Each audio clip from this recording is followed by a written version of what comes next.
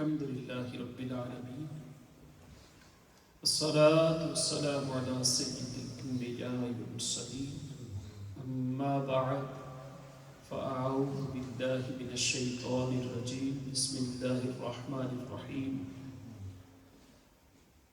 قال الله تبارك وتعالى في كلامه المجيد ما زاغ البصر وما طغى صدق الله العظيم وقال الله تبارك وتعالى في شان حبيبه إن الله وملائكته يصلون على النبي يا أيها الذين آمنوا صلوا عليه وسلموا تسليما درود پاک پڑھیے الصلاة والسلام عليك يا رسول الله الصلاة والسلام عليك يا حبيب الله الصلاة والسلام عليك يا نبي الله وعلى آلك وأصحابك يا نور الله. الحمدللہ اس وقت ہم اللہ کے گھر میں حاضر ہیں. یقیناً ہمارا یہاں حاضر ہونا، بیٹھنا، اللہ اور اس کے رسول کا ذکر سننا سنانا، یہ بھی اللہ ہی کی توفیق سے ہے. اللہ تبارک و تعالی ہم سب کا یہاں آنا، بیٹھنا، سننا سنانا اپنی بارگاہ میں قبول فرمائے. اور سب سے پہلے تو حافظ عقیل صاحب اور جتنی بھی اس مسجد کی انتظامیہ، امام خطیب، جو بھی کمیونٹی کے لوگ ہیں، یہاں کے نمازی، سب کو بہت بہت مبارک ہے. آپ نے اللہ تعالیٰ کا نیا گھر بنایا.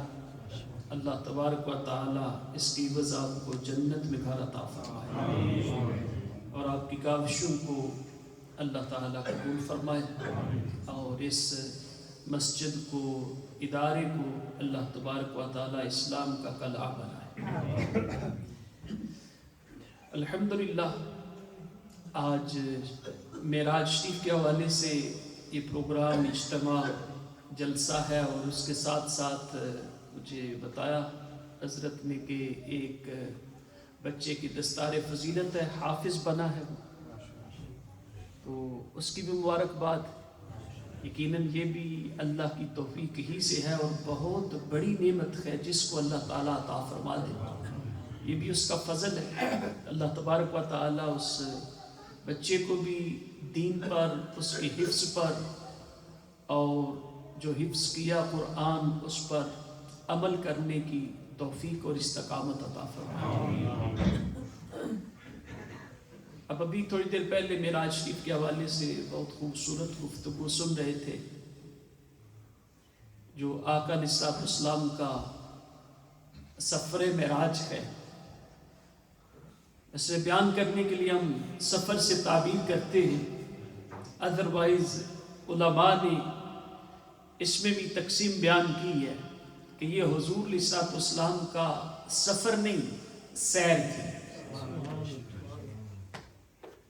سیر تھی. اور جو قرآن پاک کا انداز بھی ہے، کچھ وضاحت علامہ صاحب نے بیان فرمائی. سبحان الذی اسری بعبدہ، کہ پاک ہے وہ ذات جس نے سیر کروائی بعبدہ، اپنے بندہ خاص. اور یہ بھی کہ سیر بھی ایسی کہ جو خود نہیں کی، کروائی. کئی مرتبہ ہم جاتے ہیں خود سے چلے جاتے ہیں، اور کبھی بلا تشبیہ کسی جگہ کی ہم نے سیر کرنی ہو، ہمارا وہاں کا کوئی مین شخص جو ہے، مین بندہ جو ہے، جس کی مین ڈیوٹی ہے، جس کے اندر ہر چیز، تو وہ ہمارا جاننے والا ہوتا ہے، تو کبھی وہ بلا کر ہمیں سیر کروائے. تو اس میں بھی فرق ہوتا ہے کہ کسی میوزیم میں ہم چلے جائیں، جا کے ٹکٹ لیں تو ہم وہاں کی سیر کریں، کچھ چیزیں دیکھیں، اور ایک وہ ہے کہ ہمیں وہ بلائے کہ آئے. اب ہم چاہیں گے تو ہم ٹھیک ہے چلتے جائیں گے، جدھر جدھر لوگ جا رہے تو دیکھیں گے، لیکن جب وہ بلائے گا تو جو کچھ بھی اس نے وہاں سجا کے رکھا ہے، جدھر جدھر پڑا ہوا ہے، وہ سارا ہمیں دکھائے گا. تو اس لیے علماء فرمائے یہ سیر کروائی ہے. اور ویسے بھی اسرا اس کا معنی یہی بنتا ہے کہ سیر کروانا، یعنی رات کو لے جانا. رات کو سیر کروانا، تو سیر کی بھی نہیں بلکہ رب نے خود کروائی ہے۔ اب اس کی علماء نے جو ہے وہ ریزنز بیان کی کافی ساری کہ کیا کیا وجوہات تھی، کیونکہ ویسے تو معراج ہر نبی کو اس کی شان کے مطابق عطا ہوئی۔ ایک ایسا وقت آیا ہر نبی کی زندگی میں کہ اللہ تبارک و تعالیٰ نے اسے وہ خاص مرتبہ عطا جو ان کی معراج کہلائی۔ جسے ہم ابراہیم خلیل اللہ علیہ السلام کو دیکھیں، آپ کی ذات کے بارے میں پڑھیں، قرآن میں بھی موجود ہے کہ جب ان کا وقت آیا تو ان کو رب نے حکم دیا کہ جاؤ فلاں جگہ پر جا کر کھڑے ہو جاؤ۔ ایک بڑا پتھر تھا، اس کی نشاندہی کی گئی کہ وہاں جا کر کھڑے ہو جاؤ۔ اس پتھر پر جب وہاں کھڑے ہوئے تو آپ کی آنکھوں سے سارے حجابات اٹھا دیے گئے، اب ساری دنیا کو دیکھ رہے ہیں، آسمانوں میں نظر اٹھاتے تو وہ نظر آ رہے۔ وہ وقت ان کی معراج کا۔ موسیٰ علیہ السلام کو بھی رب نے معراج کروائی، ان کو حکم ہوا کوئی طور پر آ جائے، کوئی طور پر پہنچے۔ وہ ان کی معراج کہ اللہ تبارک و تعالیٰ نے ان سے کلام فرمایا۔ یہ بہت بڑا مرتبہ ہے کہ رب نے ان کو اپنا کلیم بنا لیا، ان سے کلام کیا۔ تو موسیٰ علیہ السلام کی یہ معراج تھی۔ آپ نے دیدار کی آرزو کی تھی، عرض بھی کیا تھا، لیکن رب نے فرما دیا لن ترانی، اے موسیٰ ہرگز نہیں دیکھ سکے گا۔ اور اس کا معنی ہرگز تو نہیں دیکھ سکے گا، یعنی یہ نہ دیکھنے کی جو نفی ہے ان کے ساتھ تھی۔ اس کا مطلب ہے کوئی اور ہے جو دیکھ سکے گا، اے موسیٰ تو نہیں دیکھ سکے گا۔ تو موسیٰ علیہ السلام کی معراج، عیسیٰ علیہ السلام کی معراج کہ جب یہودیوں نے آپ کو قتل کرنا چاہا تو اس وقت اللہ تبارک و تعالیٰ نے آپ کو زندہ اور صحیح سلامت اٹھا لیا اور ان کو شبے میں ڈال دیا کہ جو مخبر تھا، جو پیچھے جا کر جو اس کو بتا رہا تھا کہ عیسیٰ علیہ السلام ادھر گئے ہیں اس گھر میں، وہ اس گھر میں جب داخل ہوا اللہ تعالیٰ نے عیسیٰ علیہ السلام کو اٹھا لیا اور جو آپ کے چہرے کی صورت تھی وہ اس شخص کو دے دی۔ جب وہ پیچھے سے داخل ہوئے انہوں نے سمجھا کہ یہی عیسیٰ ہے، تو اس شخص کو قتل کر دیا۔ اس بدبخت کو، منافق کو یہ سزا مل گئی اور عیسیٰ علیہ السلام صحیح سلامت آسمانوں میں پہنچے۔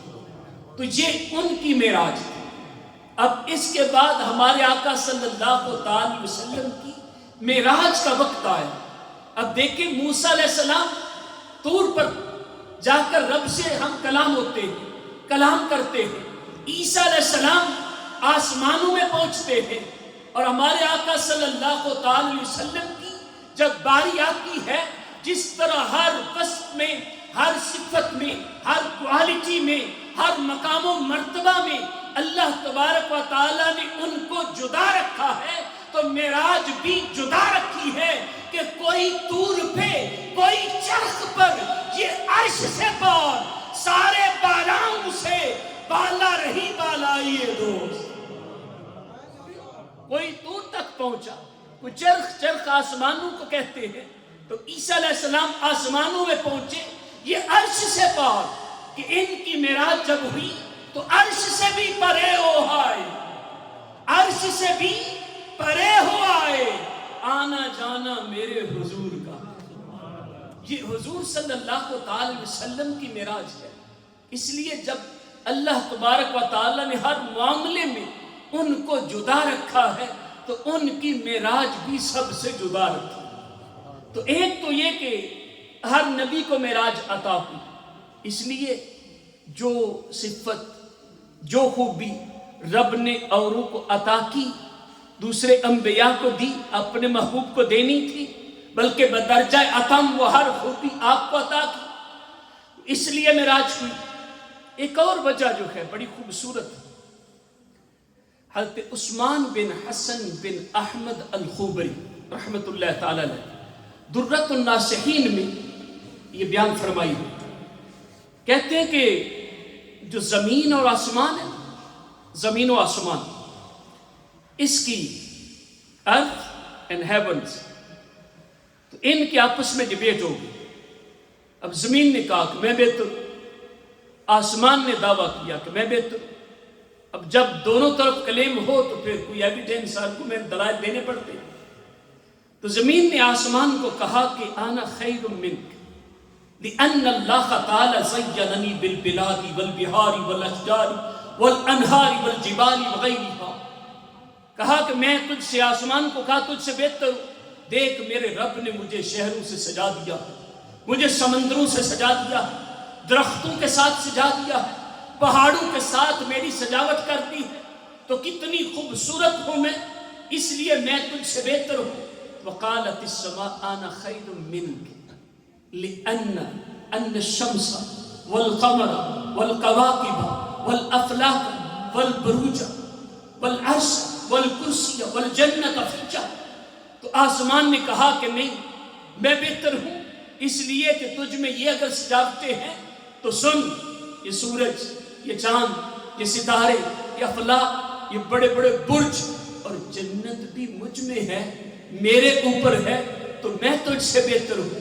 زمین نے کہا کہ نہیں، میں ہی بہتر ہوں۔ وقالت الارض فیجا بیت یزورہ ویطوفہ الانبیاء والمرسلین والاولیاء وآمت المومنین، زمین نے کہا سن، میرے اوپر اللہ کا ایک ایسا گھر ہے کہ جس کی شان یہ ہے کہ نبی بھی اس کا طواف کرتے رہے، رسول بھی اس کا طواف کرتے رہے، اولیاء بھی اس کا طواف کرتے رہے، عام مومنین بھی اس کا طواف کرتے رہے اور کرتے ہیں، اس لیے یہ شانیں میرے پاس ہیں، میں تجھ سے بہتر ہوں۔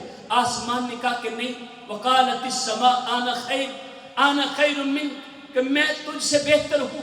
کیوں؟ اس نے کہا کہ فیجا بیت یزورہ ویطوف بہ ملائکۃ السماوات وفیجا الجنۃ ہی مأوی ارواح الانبیاء والمرسلین والاولیاء والصالحین، اور آسمان نے کہا ارے میں بہتر ہوں تجھ پر، اگر کعبہ ہے تو میرے اوپر تو بیت المعمور ہے جس کا طواف فرشتے کرتے ہیں، اور میرے اوپر تو جنت ہے جو کہ نبیوں اور رسولوں کی روحوں کا ٹھکانہ ہے، جو اولیاء اور نیک لوگوں کی روحوں کا ٹھکانہ ہے، میرے اوپر تو وہ جنت ہے، میں بہتر ہوں۔ اب زمین نے کہا نہیں، وقالت الارض، کہ سن تیرے پاس بڑی یہ خوبیاں ہیں، ارواح انبیاء کا ٹھکانہ تیرے اوپر ہے، جنت ماوا کی صورت میں وہ جگہ تیرے اوپر ہے، لیکن سن، انا سید المرسلین خاتم النبیین حبیب رب العالمین افضل الموجودات وعلیہ اکمل التحیات والتنفیہ واجر الشریعت علیہ۔ اب زمین نے ایسی دلیل دی، کہا ارے سن، تجھے یہ فضیلتیں حاصل ہیں، لیکن جو اب دلیل میں دینے لگی ہوں ذرا اس پر غور کر۔ میں سید المرسلین خاتم النبیین، رب کے حبیب، ساری کائنات سے افضل، ساری موجودات سے افضل، وہ میرے اوپر آئے، ان کا وطن میرے اوپر ہے، ان نے اپنی شریعت میرے اوپر جاری کی ہے، تو پھر بہتر تو میں ہوئی نا، تو بہتر کیسے ہو گیا؟ اب جب آسمان نے یہ دلیل سنی تو آسمان عجزت و سکت عن الجواب، آسمان خاموش ہو گیا، عاجز آ گیا، اب کوئی جواب نہیں کہ اس سے بڑھ کر میں کیا دلیل دوں کہ میں زمین سے بہتر ہوں۔ اب آسمان نے رب کی بارگاہ کی طرف رجوع کیا اور عرض کی کہ مولا جو تو ہی ہے تجیب المضطر اذا دعا، کہ جب کوئی مجبور ہو کر تیری بارگاہ میں التجا کرتا ہے، دعا کرتا ہے، تو ہی سننے والا ہے، اس کی دعا کو قبول کرنے والا ہے، تو مولا اب تو کرم کرنا، ان تقصد محمدا الیہ فاشرف بہ کما تشرف الارض بجمالہ، مولا اب مجھ پر کرم کرنا، اپنے محبوب کو بلانا، جیسے تو نے ان کے دم قدم سے زمین کو عزتیں عطا کی ہیں، ویسے ہی مجھے بھی عزت عطا کر دے۔ فاجاب دعوتہا، رب ذوالجلال نے آسمان کی دعا کو قبول کر اور اپنے محبوب کو معراج کروا کر آسمان کی اس خواہش کو پورا کر دیا کہ آسمان نے چاہا کہ وہ قدم میرے اوپر بھی لگے، کہ آئندہ جب زمین سے بات ہو تو میں بھی کہوں نا کہ وہ قدم میرے اوپر بھی لگے. تو فَأَجَابَ دَعْوَتَهَا، رب نے آسمان کی اس دعا کو قبول کیا اور اپنے محبوب کو 27 رجب المرجب کو، جس کو ہم معراج کی رات کہتے ہیں، بلا کر آسمان کو یہ شرف عطا کر دیا. تو ایک وجہ جو ہے یہ بھی علماء نے بیان کی کہ ایک وجہ معراج جو محبوب علیہ السلام کو عطا کی گئی اس کی وجوہات میں سے ایک وجہ یہ بھی ہے کہ آسمان کی دعا قبول. اور پھر قرآن کریم میں ہے کہ بے شک اللہ تبارک و تعالیٰ نے مومنین سے ان کی جانوں کو خرید لیا. کس کے بدلے؟ جنت کے بدلے. نعرہ تکبیر، نعرہ رسالت. الحمدللہ سید غلام دستگیر شاہ صاحب قبلہ تشریف لائے، پیچھے بیٹھ کے آپ شاہ جی آگے تشریف لائے. ہماری سعادت مندی ماشاءاللہ اللہ شاہ صاحب بہت بڑے عالم بھی، بہت بڑے پیر خانے کے چشم و چراغ بھی، حافظ قرآن بھی. شاہ جی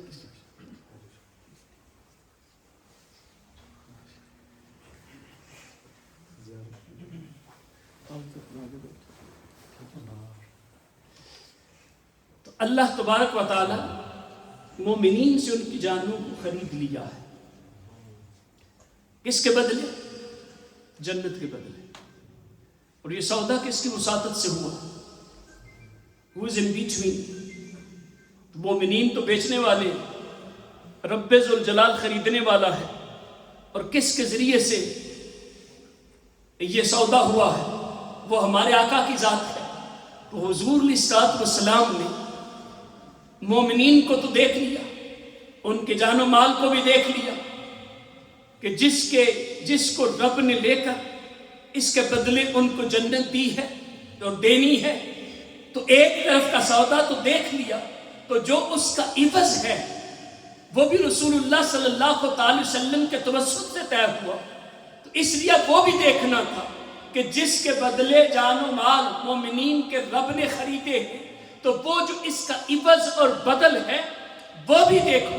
تو اللہ تبارک و تعالیٰ نے جو مومنین کے جانوں کے عوض ان کے لیے جنت تیار کی ہے، اپنے محبوب کو معراج کی رات بلا کر وہ جنت دکھا دی.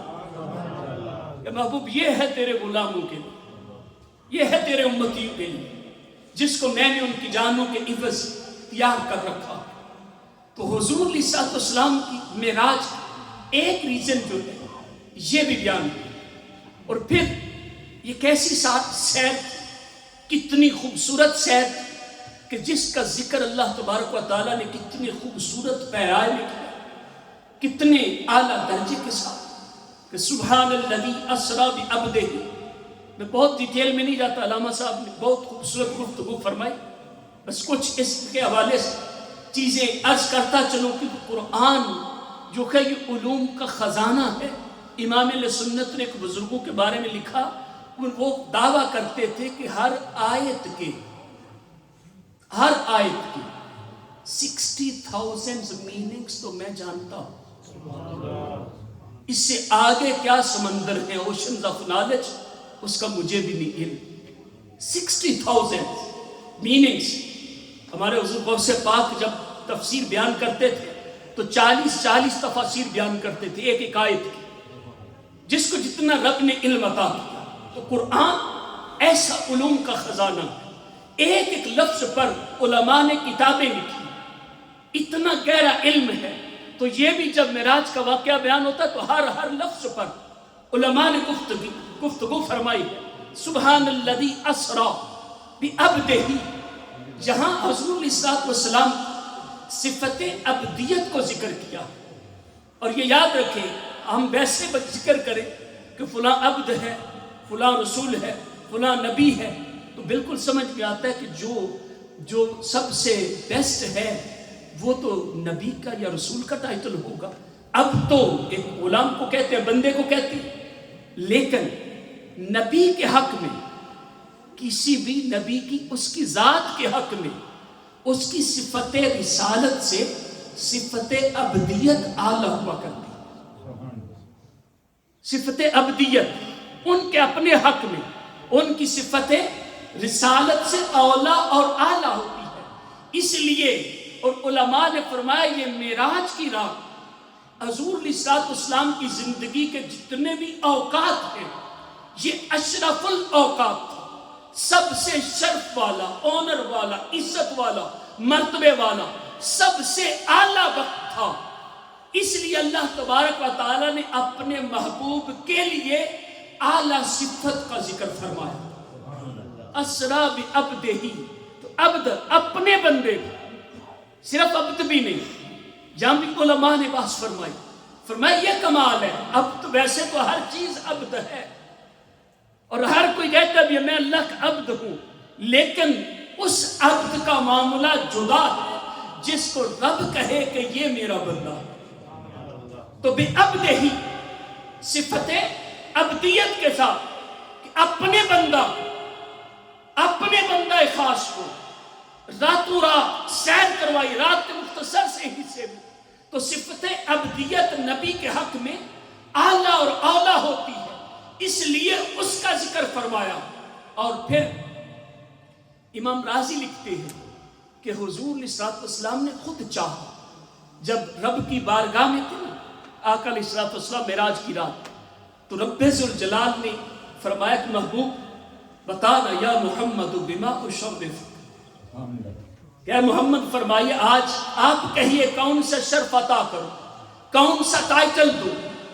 تو آقا علیہ الصلوۃ والسلام نے رب کی بارگاہ میں عرض کی یا رب بان تنسبنی الیک بالعبودیت، کہ اے میرے رب میں چاہتا ہوں کہ تو مجھے اپنی طرف عبد کہہ کر منسوب کرے۔ تو اس لیے پھر رب تعالیٰ نے جب یہ آیت نازل کی تو اس میں حضور علیہ الصلوۃ والسلام کی صفت عبدیت کا ذکر کیا کہ اسریٰ بعبدہ، اپنے بندہ خاص کو، اور میں اس کا رہا تھا ایک ہے عبد اور ایک ہے بعبدہ، یہ با کی وجہ سے عبد ہی ہے، ورنہ یہ اگر اس کے شروع میں یہ با نہ ہو تو عبدہ ہوتا ہے، یعنی اس کا بندہ، اللہ کا بندہ۔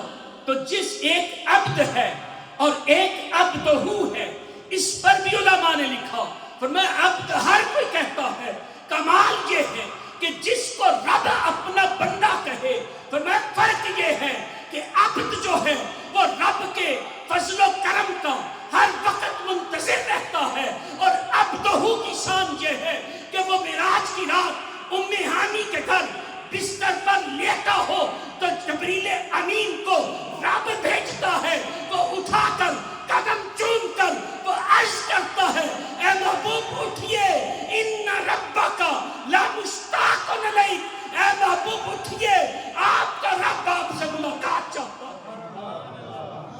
فرمائے یہ فرق ہے عبد اور عبدہ میں، کہ ہر کوئی بندہ تو ہے لیکن بندہ خاص کا کمال یہ ہے، اس کی شان یہ ہے کہ رب خود اس کو جبریل امین کے ذریعے بلاتا ہے، اور کیا کہا ان ربک لمشتاق الیک، کہ آپ کا رب آپ سے ملاقات چاہتا ہے۔ یہ ہے شان کسی کہ رب مشتاق ہے آپ سے ملاقات کا، کیسی کرم نوازیاں ہیں اپنے محبوب پر۔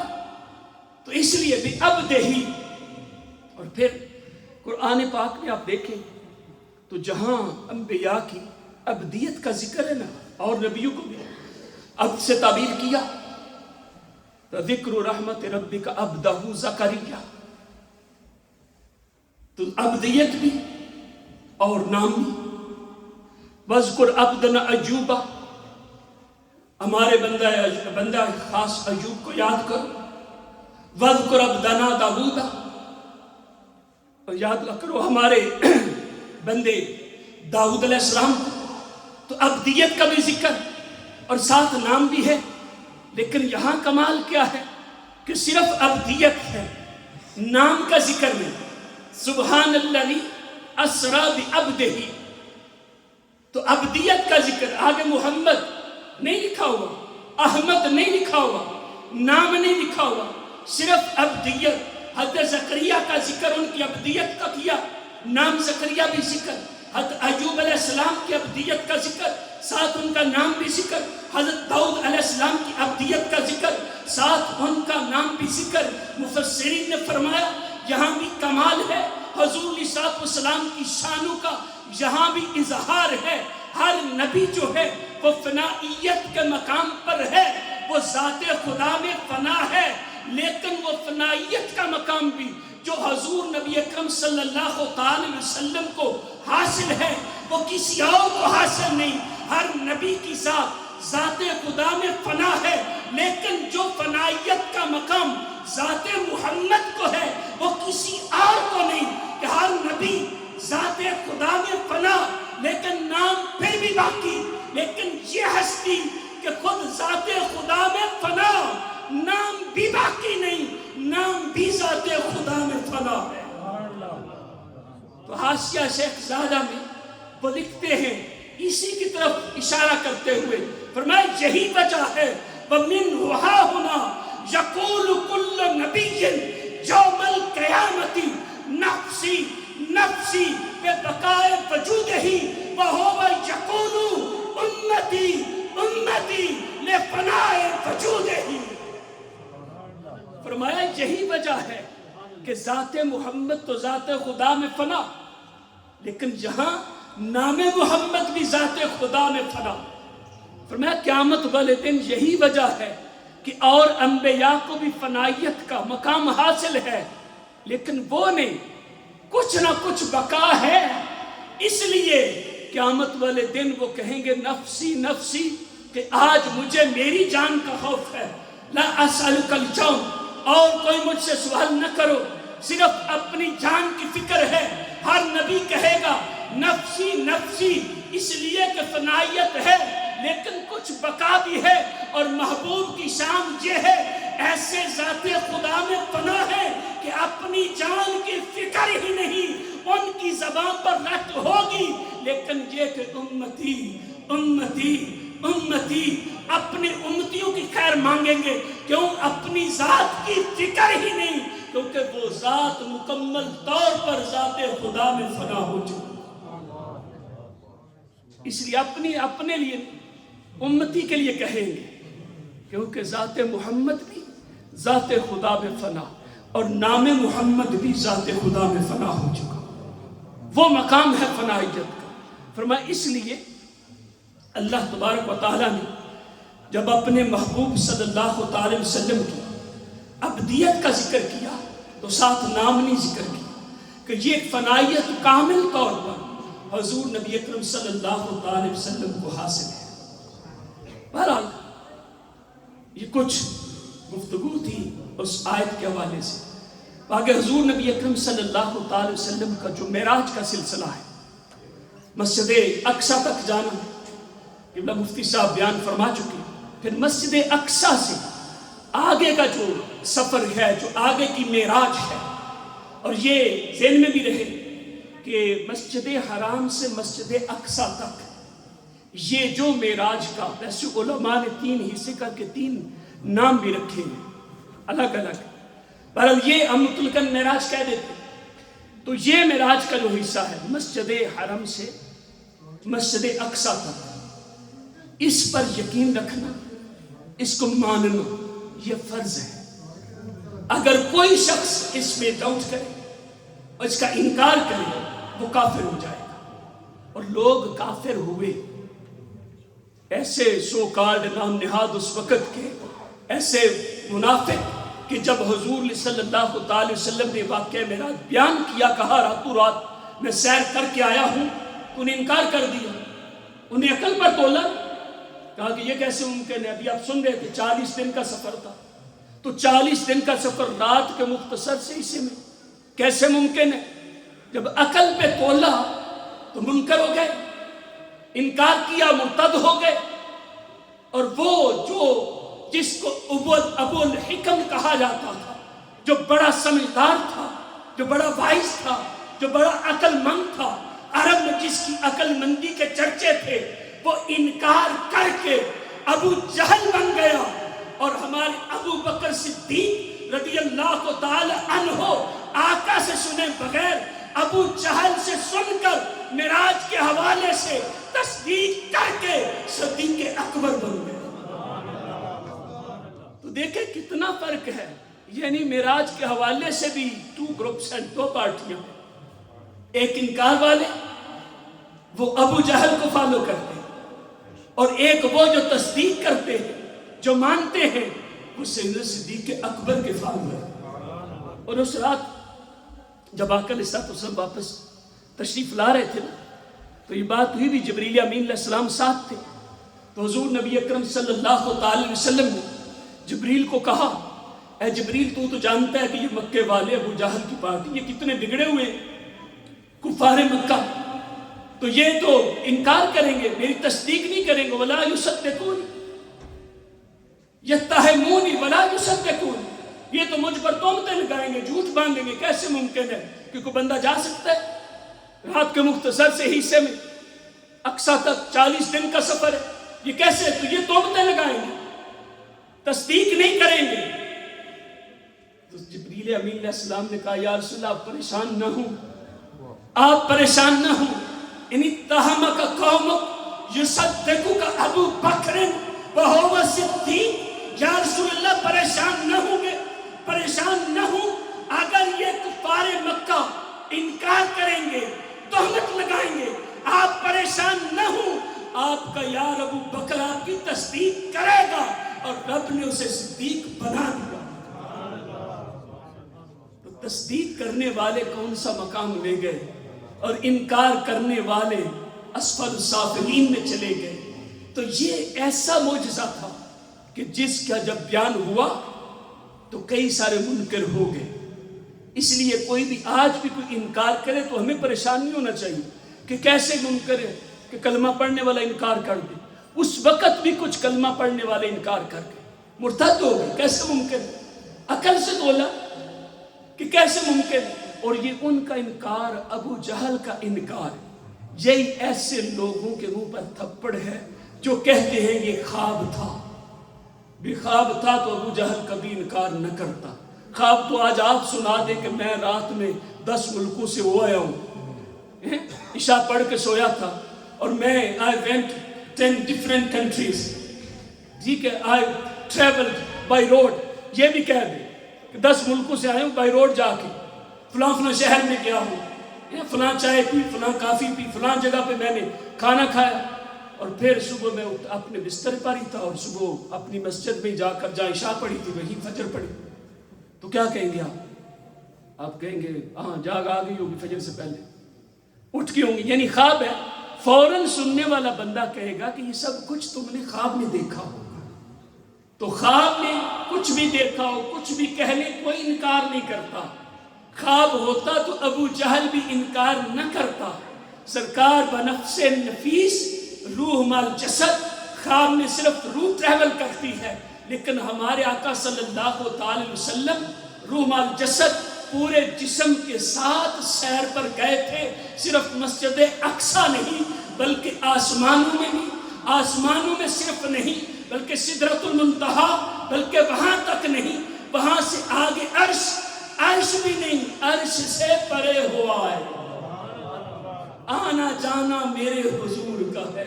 ارے کسرے دنا تک کس کی رسائی, جاتے یہ ہے آتے یہ ہے. تو حضور علیہ السلام کی معراج جو ہے وہ عرش سے بھی پرے ہوا ہے, لا مقام. یہ بیان کرنے کے لیے کہتے ہیں کہ عرش سے آگے گئے, کیونکہ جہاں لا مقام آگے کا کوئی معنی نہیں, صرف یہ بتانے کے لیے, سمجھانے کے لیے.